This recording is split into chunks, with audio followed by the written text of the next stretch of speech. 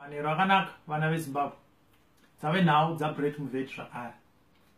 Budget redu rakagadzirwa nevatungamiri riri kunzi rakamira pa4 billion gore rino. Rakangofanana nebudget rePick and Pay, kamwe kasupermarket kari kuno kuSouth Africa.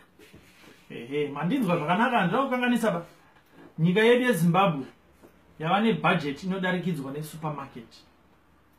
Zvamuri kuona pamberi pangu masweets andaisa muglass. Rimwe nerimwe sweet rinomirira $5 million. Saka panapa pane masweet 800 kuti zvienderane nebudget riri re4 billion. Hurumende inoshandisa 3.685 billion kubhadhara vashandi. Saka panosara 315 million chete kuti tishandise kuita maprojects. Ye 315 million ndikaibvisa inokwana mukabag arc.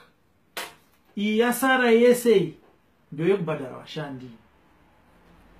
Saka kuti tikwanise kuita maprojects iwaya tozvikwanisa sei? Regai tinyatsotsemura nyaya yacho. Muglass iri ndiro budget reoffice rapresident necabinet rine 178 million. Almost 5% yebudget ndokwairi kuenda ikoko.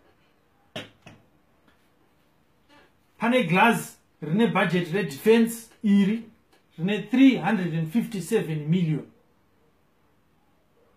Unotonga sei pachidictator kana usina masoja? Home affairs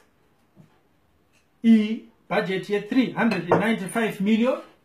Shamwari dzedu dziye dzekuruva pasi petsoka.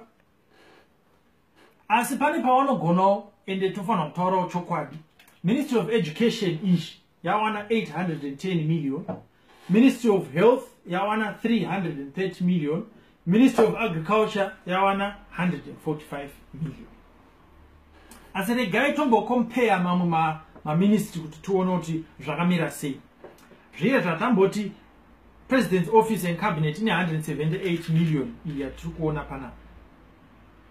Kokuzoti Ministry of Lands and Rural Settlement zviye toda kugadzira nyika, toda kugadzira ivhu handiti pa 9.2. Office of President, Lands.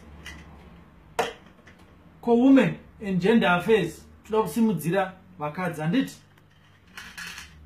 13.1. President's budget. Ko tikazosvika pa-energy and power development nyika isina kana magetsi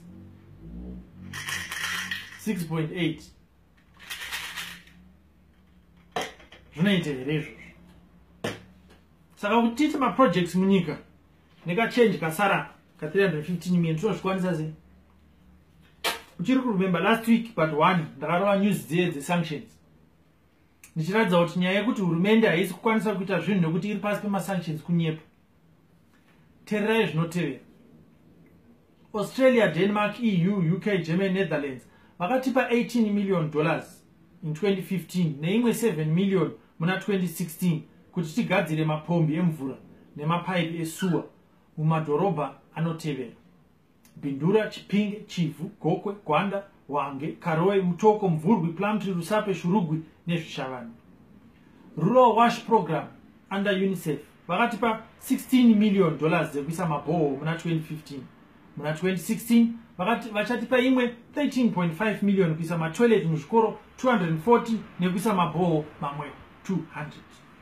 Zimbabwe Reconstruction Fund neWorld Bank yakatipa 14 million kugadzira suwa nemvura munzvimbo dzinotevera: Lupane, Guruve, Gutu, Zimunya, Matanga, Matsiva. Saka vateereri, kana munobva munzvimbo dzandataura idzodzo muchinwa mvura nekuenda kutoilet, mototenda vaya vanogara vachitukwa nehurumende nekuti ndivo vakatiitira zvinhu izvozvo. Mamwe madhona, Denmark yakatipa $18 million kuvaka makotsi aya munyika. Education Development Fund yakatipawo mari inoita $33 million nema-Western donors. OPEC Fund for School Development vakatipa 20 million kuvaka 17 zvikoro. Health Fund yakapiwawo yakatipa $75 million neEU, UK, USA nevamwe kuti vanhu vawane kurapwa nekuwanawo mishonga. Muchiri kuyeuka vamwe baba vachiti keep your Britain and I will keep my Zimbabwe. mazuva ano zvachinja. Zvakunzi keep your Britain, but please help me keep my Zimbabwe by sending me money and supplies. Hurumende yapererwa macomrades. Hanzi budget yakagadzirwa vachitemba zvinhu zvinotevera. Hanzi business ichasimuka. Ona kusimuka imi muchiri kutora minda nekuita maland baron mutown. Hanzi mvura ichanaya sezvanoita makore apfuura. Kunoko varume kune chinhu chinonzi El Nino, hakusi kunaya. Nyika dzimwe pasi pano dzichakwidza production. China yakamisa zvinotoreva kuti isusuwo futi tinotomira. Hanzi kukwereta mari neinterest kana mubereko wakadzikira. MuZimbabwe munokweretwa mari, interest yacho yakatokwira. Hanzi tave kutaurirana zvakanaka nema-Western donors, saka vachatibatsira. Hongu, kubatsirwa nezvikwereti zvatakamanikidzwa kuti titore nekuti makatadza basa. Regai tione kuti gore re2016 richapera sei. Asi kune vaya vanenge vane kalist kawo kema New Year resolution kaya, ndanchikumbura kuti muwedzerawo chinhu chimwe chete ipapo kumhanya. Gore rino pachamhanyiswa vanhu muHarare, muBulawayo nemuZimbabwe mese. Saka beta mugadzire fitness yenyu kuti mukwanisewo kumhanya. Ndo panoperera nhau dzaBread Mvet. Kana mafara zvandotaura, muri kutsigira zvinhu zvandiri kutaura, ndokumbura kuti muendawo paFacebook page yangu nepaYouTube channel. Dzese dzakanyorwa kunzi Bread Mvet. Ndatenda.